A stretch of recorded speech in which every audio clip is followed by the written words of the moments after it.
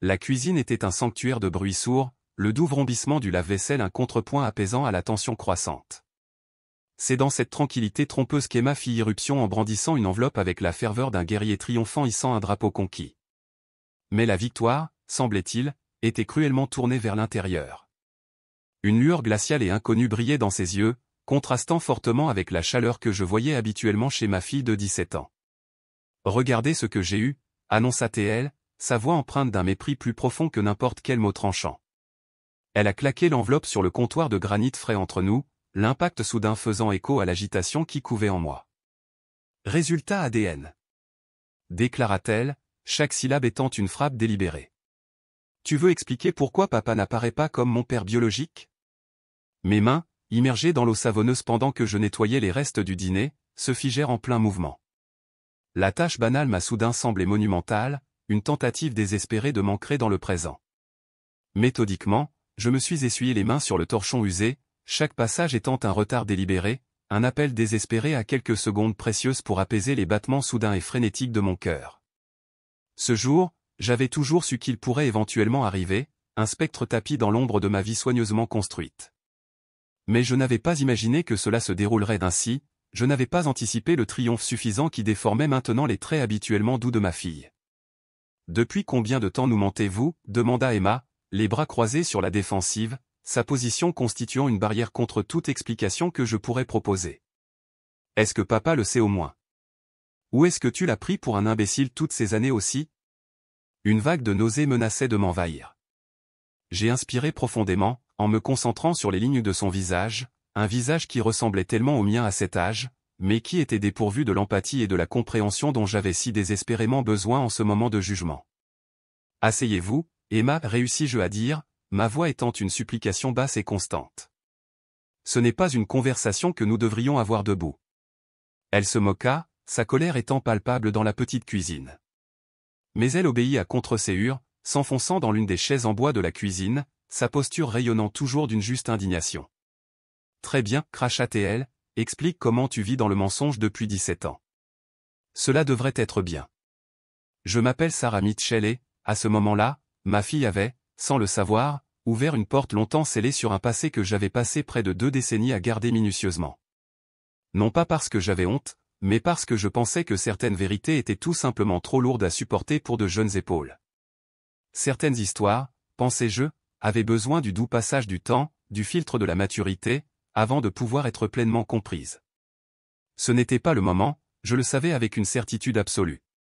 Mais Emma, avec la force implacable de la découverte juvénile, m'avait irrévocablement forcé la main.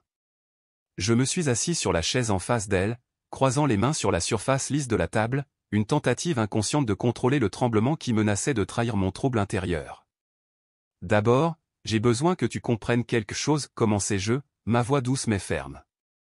Tout ce que j'ai fait, chaque choix que j'ai fait, a été pour te protéger et te donner la meilleure vie possible. » Emma roula des yeux, le geste dédaigneux et impatient. « Sauver le discours de maman » a-t-elle rétorqué.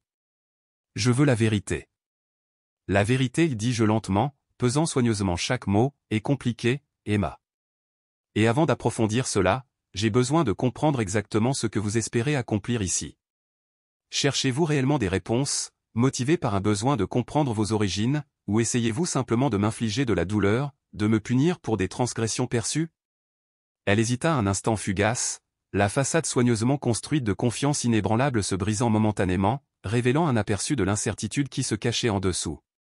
« Je mérite de savoir qui est mon vrai père », dit-elle finalement, les mots n'ayant pas le tranchant de ses accusations précédentes. J'acquiesçai lentement, reconnaissant la validité de son besoin. « Oui, tu mérites de le savoir. Mais pas comme ça, pas comme une arme que tu peux utiliser pour déchirer cette famille. » « Famille ?» Elle rit, le son teinté d'une ironie amère. « Quelle famille ? Tout est construit sur des mensonges maintenant. » J'ai croisé son regard sans broncher, ma voix ferme et inébranlable. « C'est construit sur l'amour, Emma. Ton père, l'homme qui t'a élevé, qui t'a aimé inconditionnellement chaque jour de ta vie, il sait que tu n'es pas biologiquement à lui.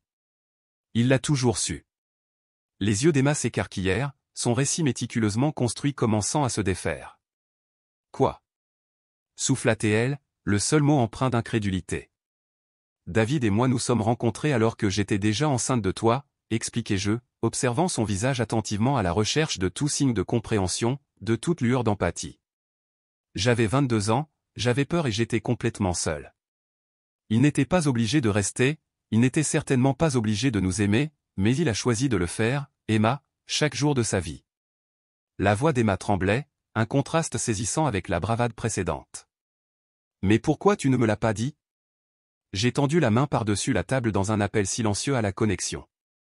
J'étais extrêmement reconnaissant lorsqu'elle ne recula pas sous mon contact. Parce que certaines histoires nécessitent du temps, Emma, parce qu'il faut être assez vieille pour comprendre que la famille n'est pas simplement une question d'ADN, c'est une question de choix, c'est une question d'amour inébranlable, c'est une question d'engagement. Alors qui est mon père biologique? Demanda-t-elle, sa voix étant à peine un murmure maintenant. Je fermai brièvement les yeux, permettant à un torrent de souvenirs de m'envahir, chacun étant un pincement aigu de regret et de chagrin persistant. Son nom était Michael, et cette histoire, c'est la partie contre laquelle j'ai essayé de te protéger. Je veux savoir, insista Emma, mais la suffisance avait complètement disparu, remplacée par une vulnérabilité brute qui me tira le cœur. J'ai besoin de savoir. J'ai pris une autre profonde inspiration, me préparant à la conversation que j'avais désespérément espéré reporter de plusieurs années, peut-être même jusqu'à ce qu'elle soit adulte, lorsqu'elle posséderait la maturité nécessaire pour naviguer sur le terrain complexe de l'amour, de la perte et des choix souvent insondables que nous faisons dans notre jeunesse. J'ai rencontré Michael quand j'étais à l'université, ai-je commencé, ma voix étonnamment ferme malgré la douleur dans ma poitrine. Il était charmant, ambitieux et je croyais vraiment que j'étais amoureuse. Nous sommes sortis ensemble pendant près d'un an, une romance éclair qui semblait d'une réalité enivrante, avant que je découvre que j'étais enceinte. Emma se pencha en avant, tout son être concentré sur chacun de mes mots, accroché à chaque syllabe comme s'il s'agissait d'une bouée de sauvetage. Que s'est-il passé quand je lui ai parlé de ma grossesse? La question restait en suspens, chargée d'inquiétudes inexprimées. Lui, je fis une pause, sélectionnant soigneusement mes mots, parfaitement conscient du poids qu'il portait. Il a clairement indiqué qu'il n'était pas prêt à assumer ce genre de responsabilité. Il avait méticuleusement élaboré des projets pour son avenir, des études de droit, une carrière prestigieuse, un parcours de vie qui n'incluait tout simplement pas de bébé. Il m'a dit de m'en occuper et quand j'ai refusé avec véhémence, il a disparu, juste comme ça. Comme ça? Murmura Emma, la question empreinte d'incrédulité et d'un soupçon de compréhension naissante. J'acquiesçai lentement, mon regard inébranlable. Juste comme ça. J'ai désespérément essayé de le contacter à plusieurs reprises, m'accrochant à l'espoir qu'il pourrait reconsidérer sa décision, mais il avait déjà coupé tous les ponts, bloqué mon numéro, changé son adresse e-mail. Ses parents, vos grands-parents biologiques, m'ont contacté avec un détachement froid, m'ont demandé de rester à l'écart, m'ont proposé une somme d'argent substantielle pour garder le silence sur toute cette affaire. L'as-tu pris? Demanda Emma, les yeux écarquillés par un mélange de choc et de curiosité morbide. Non, dis-je fermement, ma voix résonnant de conviction. Je ne voulais pas de leur argent, Emma. Je voulais te donner une vie remplie d'amour inconditionnel, pas imprégnée de secrets et étouffée par la honte. J'ai pris la décision angoissante d'abandonner mes études, je suis retourné chez mes parents et j'ai commencé à exercer 2 emplois exténuants pour préparer méticuleusement ton arrivée. J'ai regardé Emma traiter ce torrent d'informations, sa bravade antérieure se dissolvant complètement face à une réalité bien plus nuancée et douloureuse qu'elle aurait pu l'imaginer. Mais alors, comment as-tu rencontré papa? Je veux dire, David? Un petit sourire involontaire apparut sur mon visage à ce souvenir précieux. Je travaillais dans un petit café du centre-ville, enceinte de 7 mois et complètement épuisée. David était un client régulier, toujours gentil et prévenant, me laissant toujours un pourboire généreux. Un jour, j'étais tellement accablé par la fatigue que j'ai failli m'évanouir en prenant sa commande. Il s'est immédiatement précipité à mon secours, m'a aidé à m'asseoir, m'a apporté un verre d'eau et est resté avec moi jusqu'à la fin de mon travail, heureusement.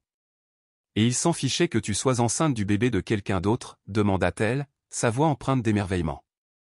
Il a dit que c'était comme avoir 2 miracles pour le prix d'un, répondis-je, sentant les larmes me monter aux yeux au souvenir de son acceptation inébranlable. Il a commencé à venir plus souvent au café, me surveillant toujours, m'apportant des collations saines parce qu'il avait lu quelque part que les femmes enceintes avaient besoin de nutriments supplémentaires pour s'épanouir. Les lèvres d'Emma tremblaient, signe clair de la rupture du barrage émotionnel. Il nous a vraiment choisis, a-t-elle déclaré, les mots étant à peine audibles. Il l'a fait, chérie, confirmai-je, tendant la main pour prendre doucement son visage. Nous nous sommes mariés quand tu avais 6 mois. Il a insisté pour t'adopter légalement, a dit qu'il voulait que le monde entier sache que tu étais sa fille dans tous les domaines qui comptaient vraiment.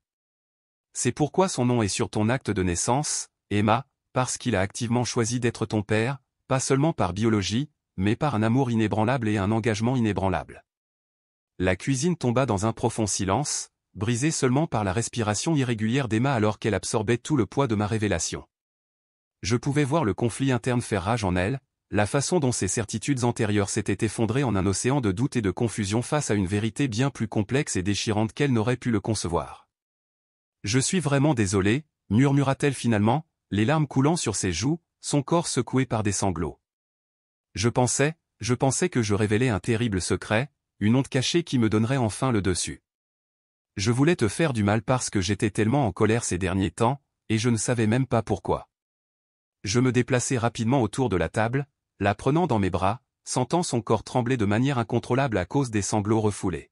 « Tu as 17 ans, chérie, murmurai-je en lui caressant les cheveux de manière apaisante. Être en colère, se sentir perdu et confus est une partie tout à fait normale du fait de grandir. Mais la prochaine fois, s'il vous plaît, parlez-moi, demandez-moi, n'essayez pas de réécrire notre histoire commune sur la base d'informations incomplètes. Elle hocha la tête contre mon épaule, ses sanglots s'apaisant progressivement. Papa, je veux dire David, est-ce qu'il va être fou du test ADN? Non, dis-je doucement, continuant à lui caresser les cheveux. Il a toujours su que ce jour finirait par arriver, Emma, nous l'avons tous les deux fait. Nous espérions juste que tu viendrais à nous en premier, que nous pourrions te raconter l'histoire ensemble, en famille, quand tu serais vraiment prête à l'entendre. Je veux l'entendre, dit Emma, se reculant légèrement pour essuyer son visage strié de larmes. Tout ça. Et je veux que papa soit là aussi. J'ai souri, une lueur d'espoir vacillant en moi. J'ai pris mon téléphone, me préparant à passer l'appel qui modifierait irrévocablement le cours de notre soirée. Je vais l'appeler tout de suite. Mais Emma, je fis une pause, voulant m'assurer qu'elle comprenait la gravité de la situation.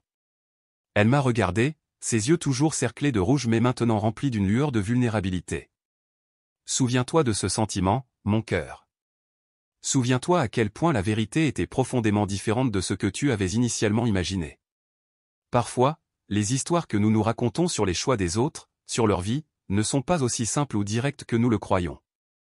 Alors que je composais le numéro de David, j'ai regardé Emma se laisser tomber dans son fauteuil, les résultats ADN abandonnés oubliés sur le comptoir, témoignage silencieux du changement sismique qui venait de se produire. Elle paraissait soudain plus jeune, plus vulnérable, comme la petite fille qui avait l'habitude de se glisser dans notre lit pendant les orages, en quête de réconfort et de réconfort.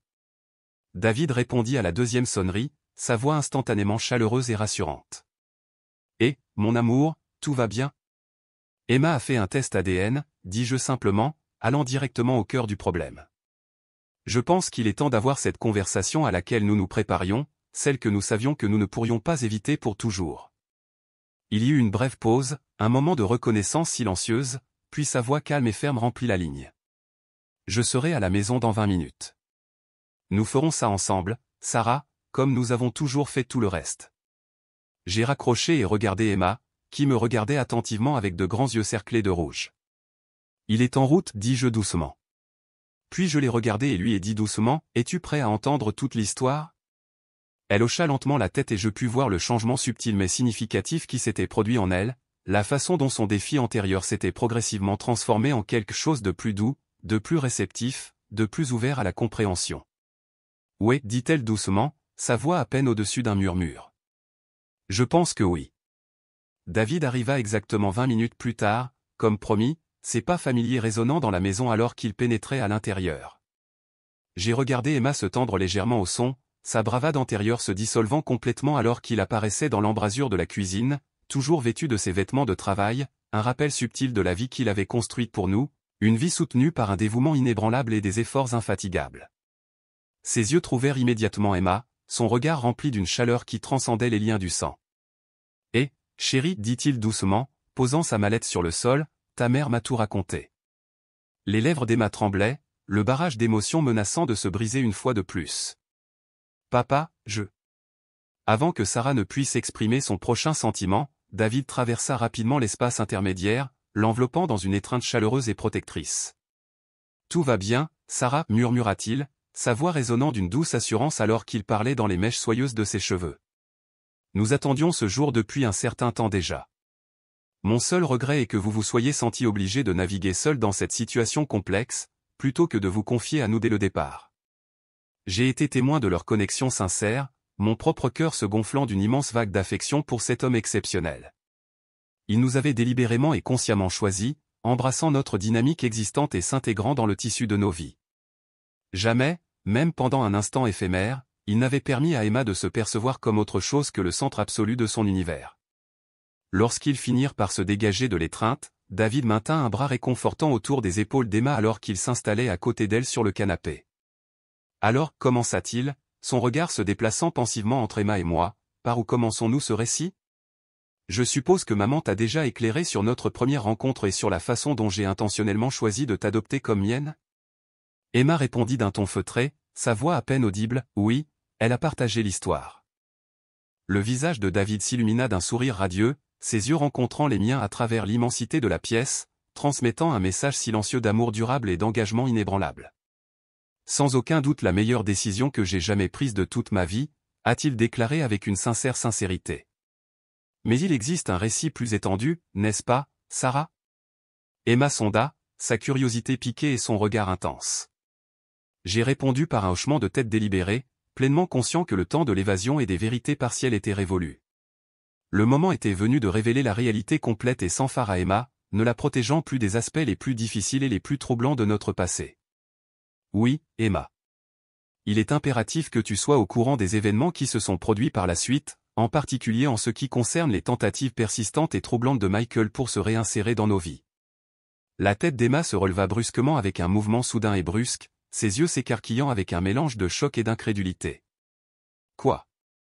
Il a réellement tenté de revenir, s'exclama-t-elle, sa voix empreinte d'une incrédulité palpable. J'ai inspiré profondément, faisant appel à un réservoir de force intérieure alors que je sentais la présence constante de David à mes côtés, me donnant le courage d'affronter ce chapitre douloureux de notre histoire. Alors que vous n'aviez que 5 ans, Michael est apparu effrontément à notre porte. Il était apparemment tombé sur une photo de vous lors d'une visite à la résidence de ses parents. Il surveillait subrepticement nos vies par l'intermédiaire de connaissances communes, un fait que j'ignorais parfaitement à l'époque. Que voulait-il exactement? Demanda Emma, sa voix maintenant à peine au-dessus d'un léger murmure, reflétant la vulnérabilité émotionnelle qui la traversait.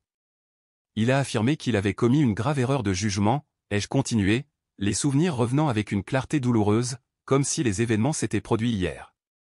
Il avait terminé avec succès ses études de droit, s'était lancé dans une carrière florissante et s'était même marié. Cependant, malgré ses apparences extérieures de réussite et de contentement, il a avoué que quelque chose d'essentiel restait absent de sa vie. Il a admis qu'il ne pouvait plus réprimer les pensées incessantes de la fille qu'il avait si durement abandonnée dans son enfance. La mâchoire de David se serra sensiblement, trahissant un soupçon de colère réprimée, mais sa voix resta remarquablement calme et posée. Et quelle a été votre réponse à sa révélation tardive, Sarah? M'a-t-il incité doucement, m'offrant l'occasion de continuer le récit. J'ai tendu la main par-dessus la table, saisissant les doigts délicats d'Emma dans un geste de réconfort et de solidarité. Je l'ai fermement informé qu'il avait irrévocablement perdu son droit de revendiquer le titre de père au moment où il renonçait volontairement à ses responsabilités parentales. J'ai souligné que la parentalité n'est pas un rôle que l'on peut adopter de manière sélective en fonction de sa convenance personnelle.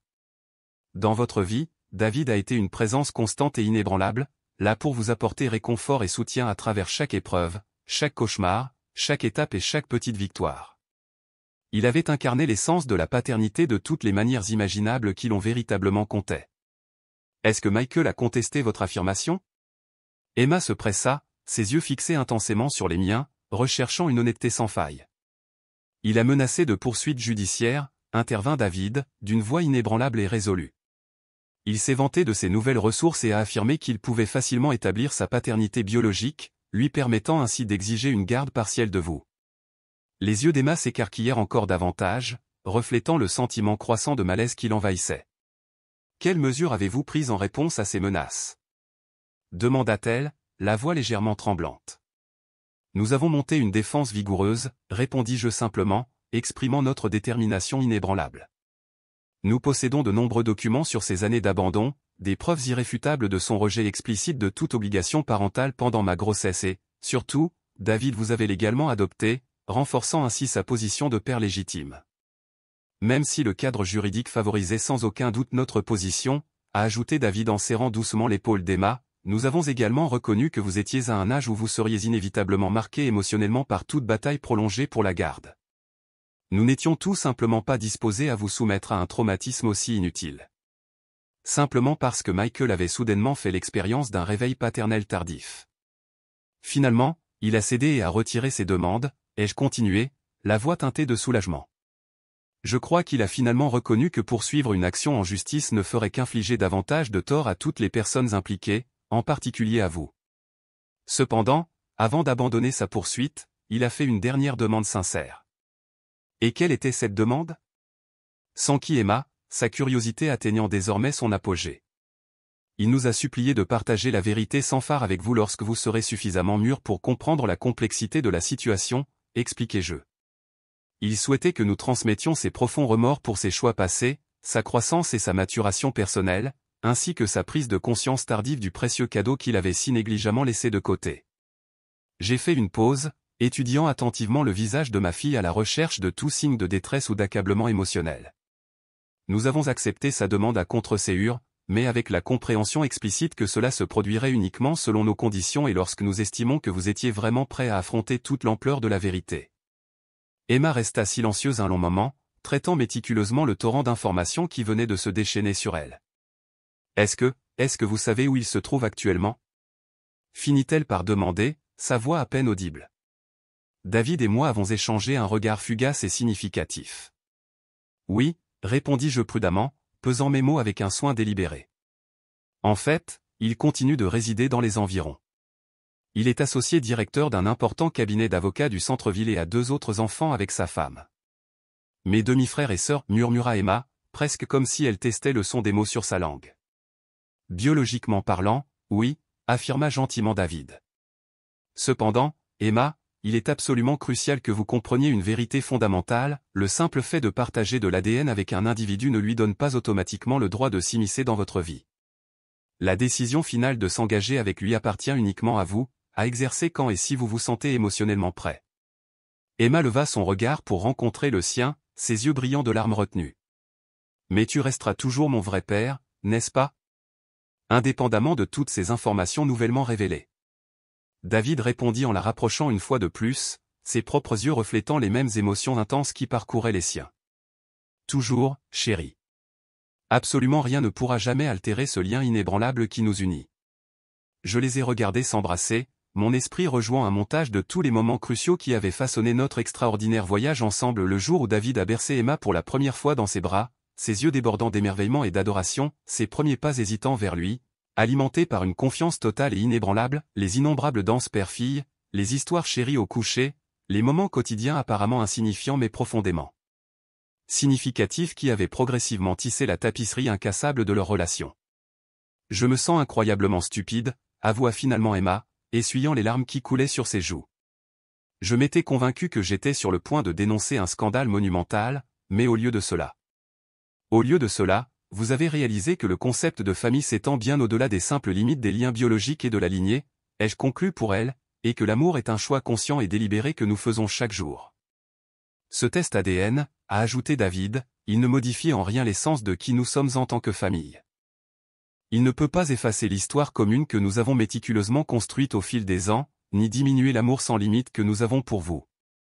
Au contraire, il sert simplement de confirmation de ce que j'ai toujours intrinsèquement su, que faire le choix conscient d'être votre père a été le plus grand privilège et le cadeau le plus profond de toute ma vie. Emma attrapa timidement l'enveloppe, toujours intacte sur le comptoir de la cuisine, la ramassant avec des doigts tremblants. Pouvons-nous nous débarrasser de ça, balbutia-t-elle, sa voix empreinte d'un appel au réconfort. Je n'en ai plus besoin. J'ai répondu avec un sourire chaleureux et réconfortant, sentant une nouvelle vague de larmes monter dans mes propres yeux. Bien sûr, chérie. Absolument. Nous l'avons regardée avec une solidarité silencieuse alors qu'elle déchirait délibérément l'enveloppe en 2, puis en 4, permettant aux morceaux fragmentés de flotter dans les limites de la poubelle. Alors qu'elle accomplissait cet acte symbolique de clôture, j'ai détecté un changement subtil mais perceptible dans son expression, un nouveau sentiment de tranquillité s'installant progressivement sur ses traits, comme un baume apaisant une âme blessée. « Maman, dit-elle doucement, sa voix remplie de véritable remords, papa, je m'excuse sincèrement d'avoir tenté de vous infliger de la douleur à tous les deux, de ne pas vous faire implicitement confiance et de simplement chercher des réponses directement auprès de vous. Nous comprenons parfaitement, chérie, lui assurai-je, tendant ma main pour lui prendre doucement la joue. Le processus de grandir implique invariablement de remettre en question les normes établies, de remettre en question les récits acceptés et de s'efforcer de définir votre propre identité unique. Cependant, à l'avenir, chaque fois que vous serez aux prises avec des questions non résolues concernant votre passé, venez nous voir en premier.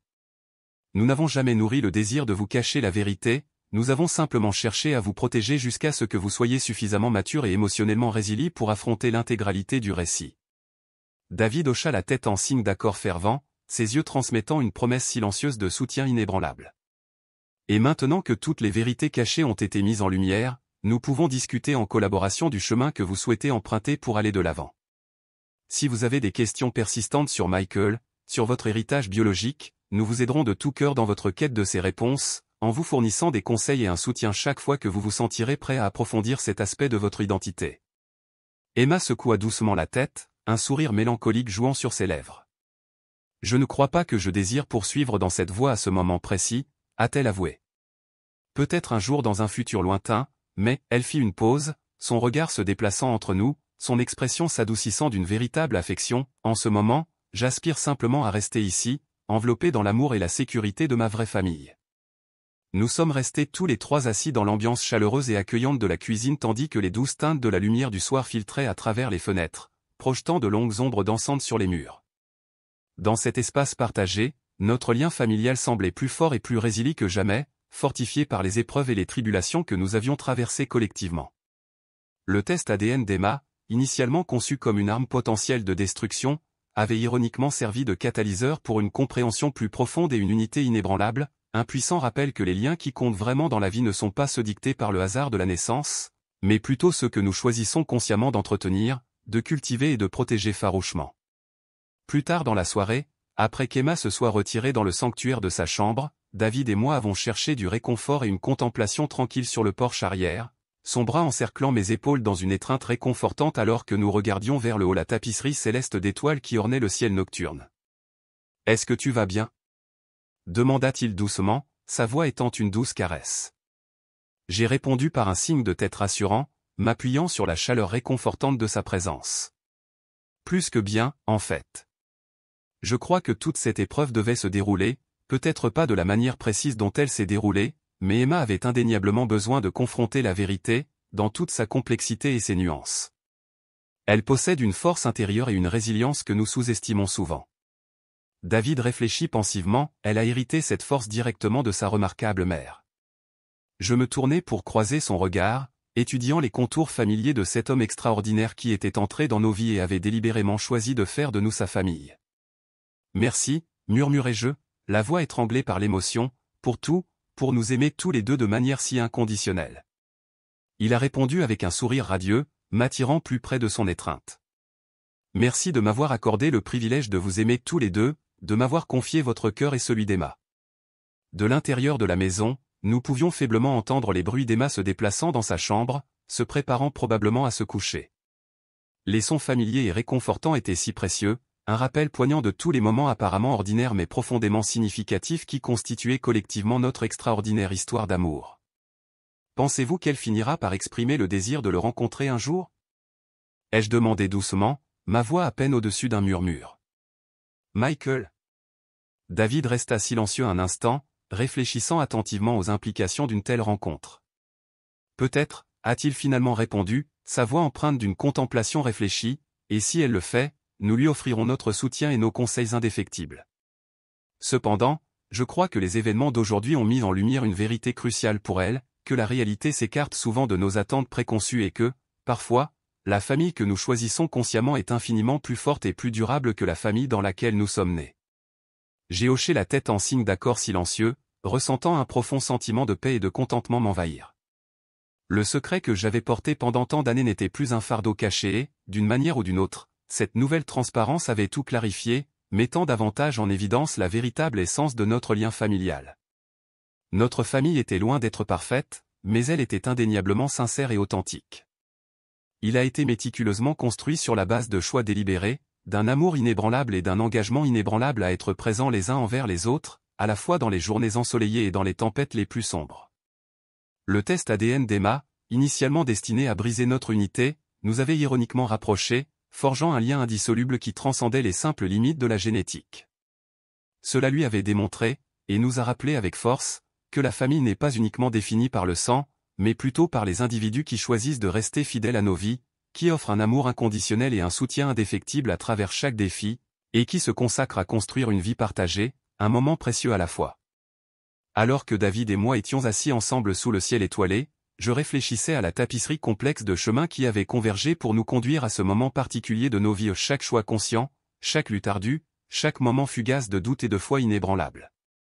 Et je savais avec une certitude absolue que nous avions collectivement créé quelque chose de vraiment beau et extraordinaire, une famille liée non pas par les caprices capricieux de l'ADN, mais plutôt par quelque chose d'infiniment plus puissant et durable, le pouvoir illimité et transformateur de l'amour inconditionnel.